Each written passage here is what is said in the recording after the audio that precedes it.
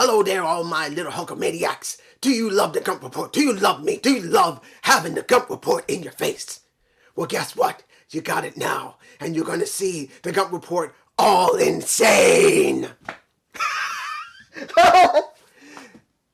Hello, brother. This is Hulk Hogan talking for the Gump Report and saying simply, I'm not Hulk Hogan. Welcome to Gump Report episode 9.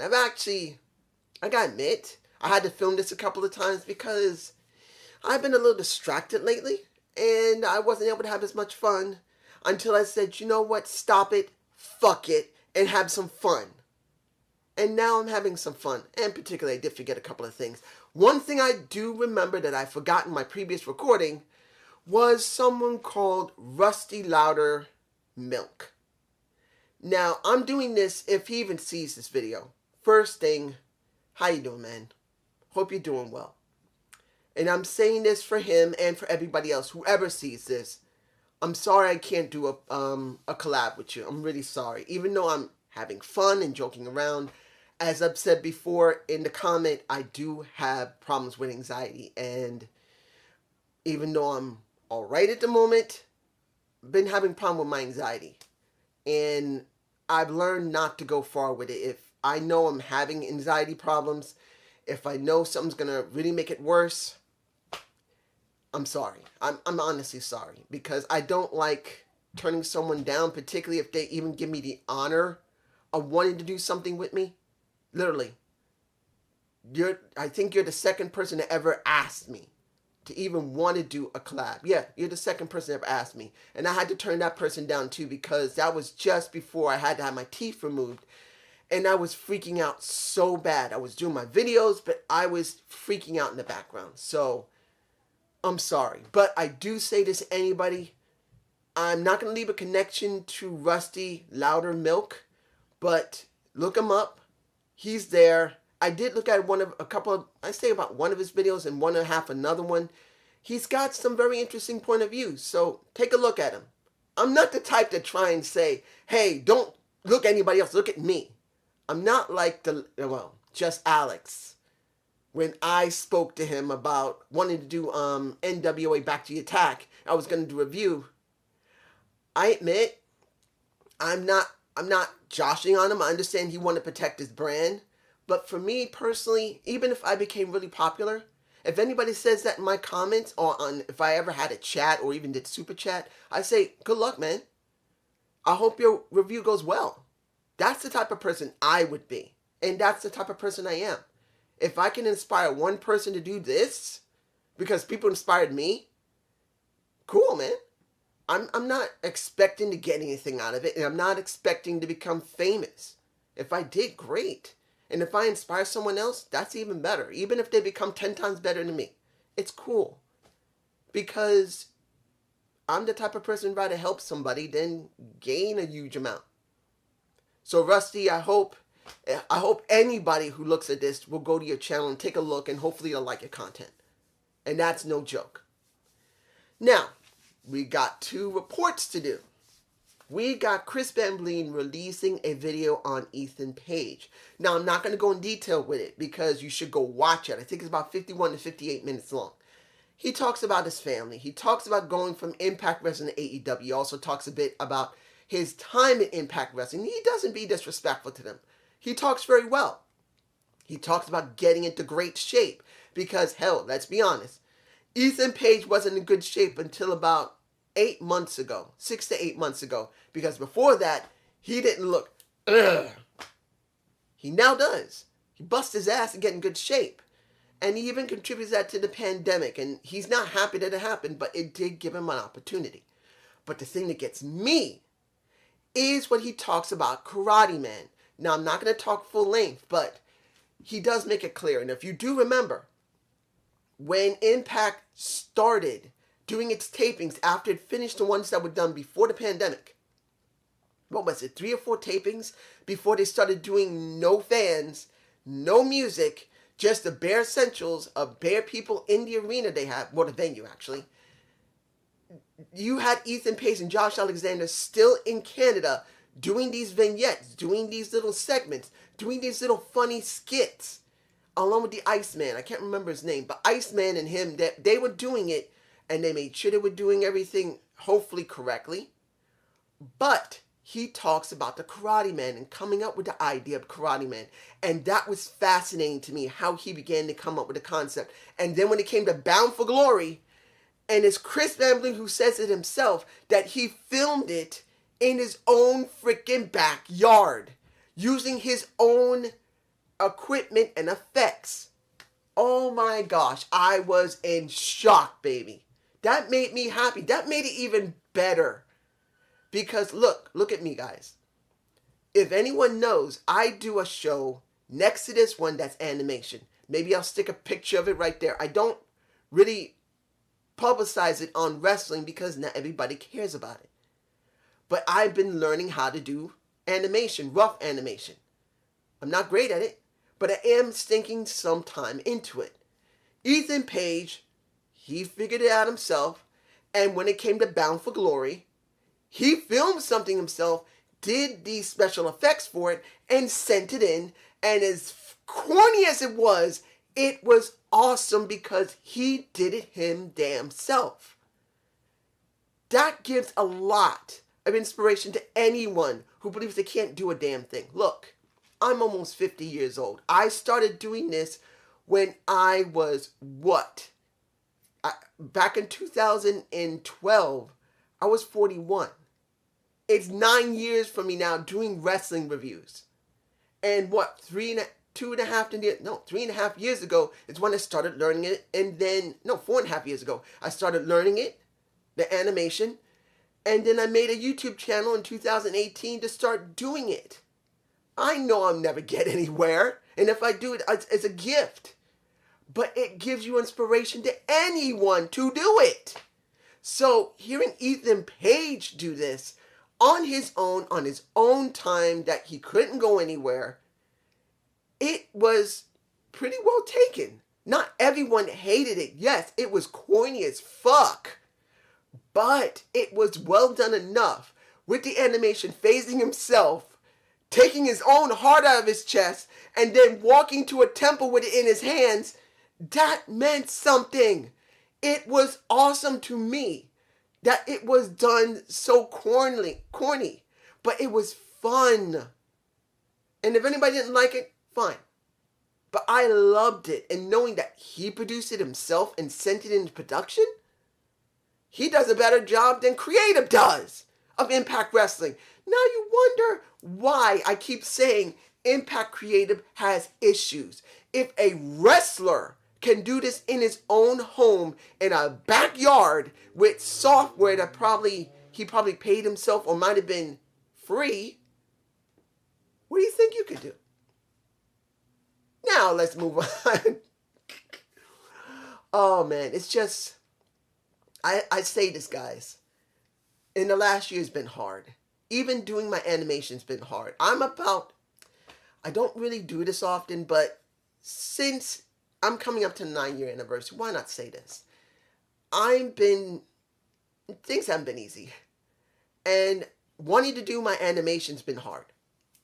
And if you guys ask if you want to see my animation, I'll leave a link below so you can look at it when anybody leaves a comment. I would do that. That's if you even give a damn.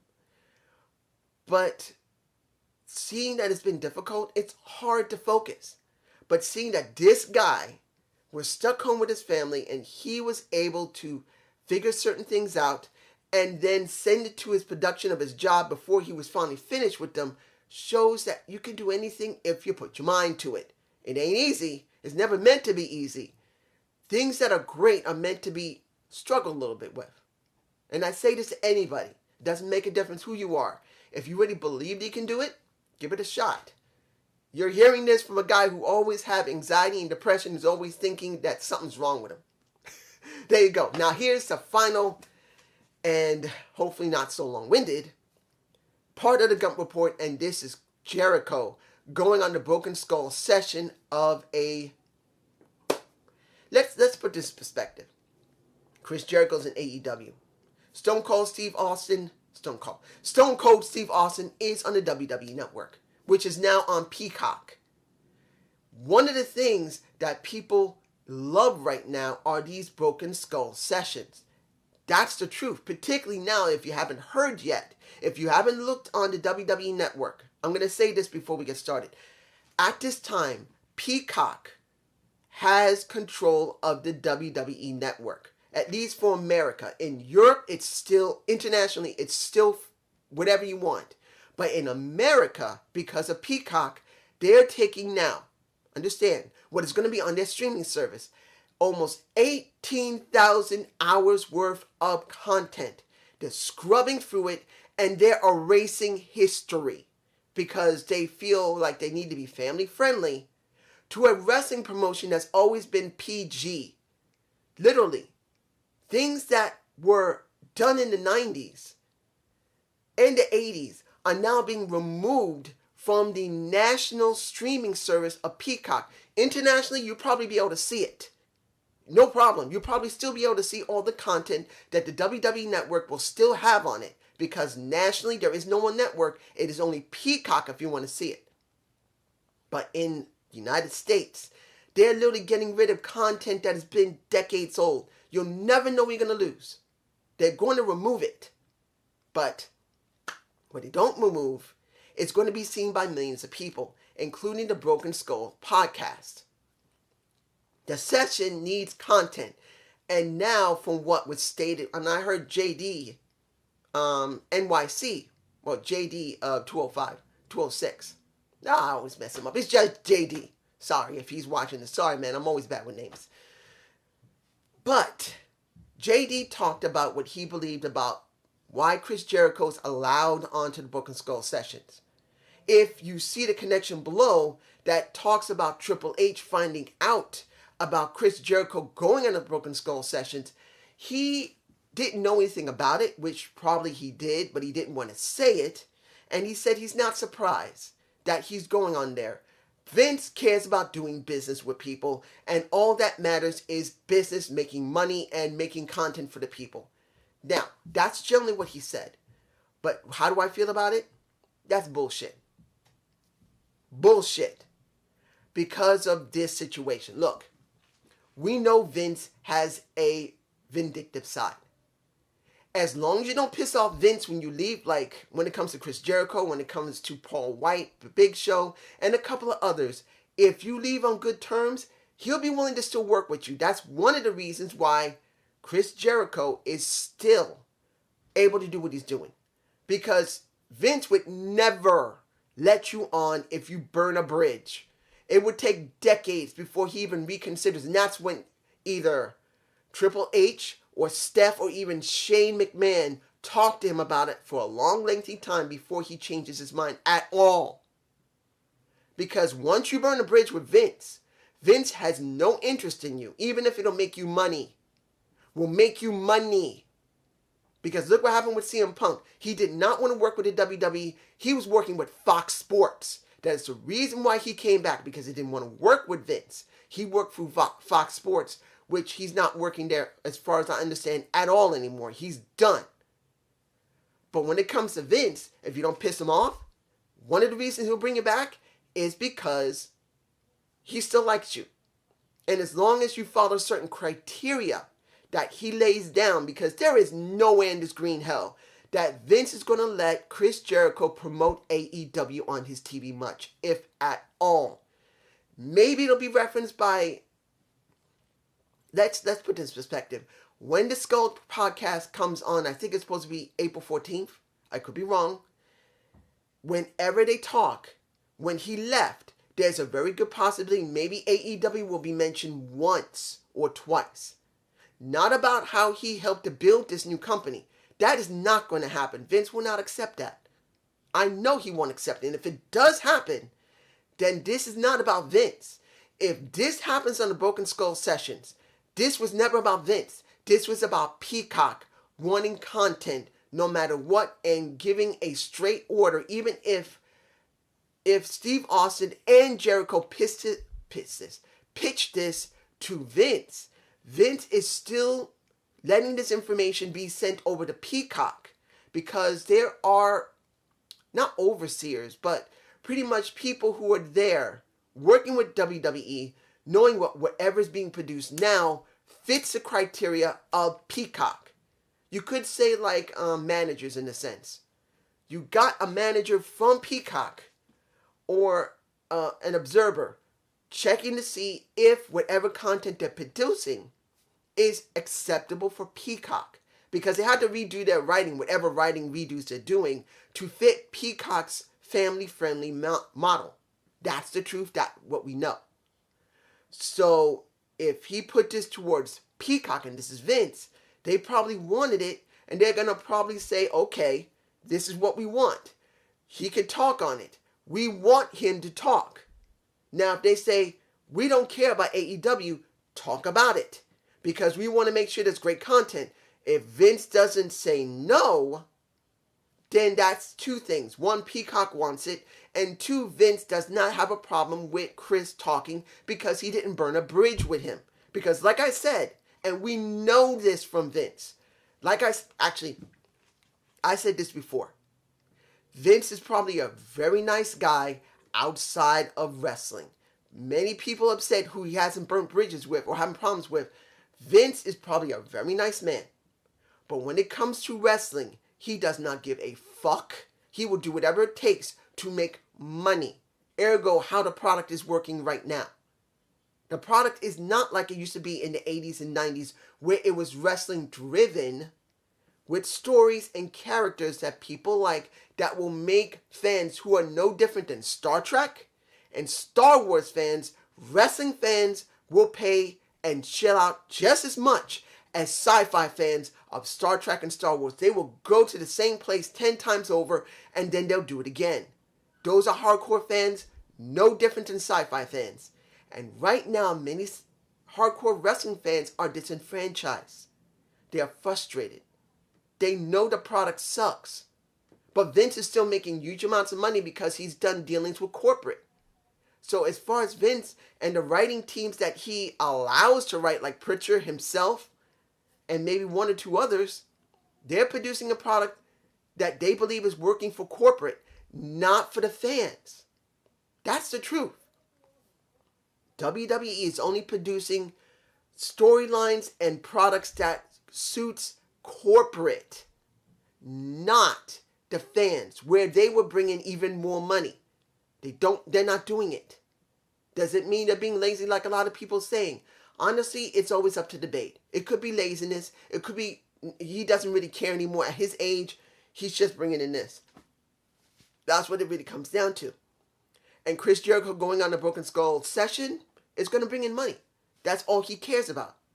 As long as it brings him money, he's fine with it. As long as Jericho understands he's restrained in certain ways, talking about AEW, talking about how far he can go, or is it just only about WWE content that he produced himself working with the place? My guess is this.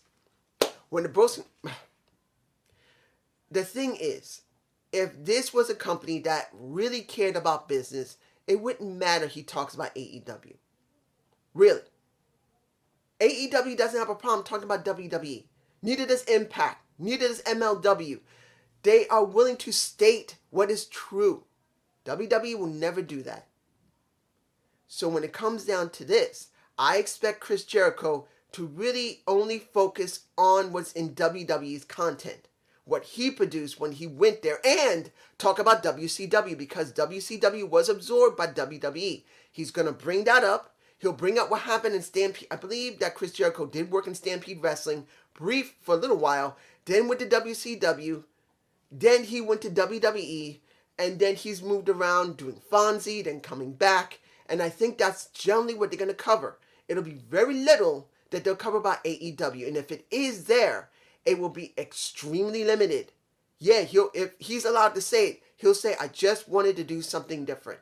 I wanted to stretch my legs. I wanted to do something different. And he'll probably limit himself only to that. Unless they actually go full blow with it. And you see that Tony Khan gives content to WWE from AEW. I just don't see it happening. But I could still be wrong. And this is the end of the Gump Report. Give me a like. Tell your friends. Even though I don't have no Twitter, just tell somebody. Maybe they'll be willing to like me. Maybe the algorithm, because the algorithm never shows niceness to somebody like me, because I'll never be seen much. Hopefully, with a couple of likes more than normal, maybe people will like me. Peace.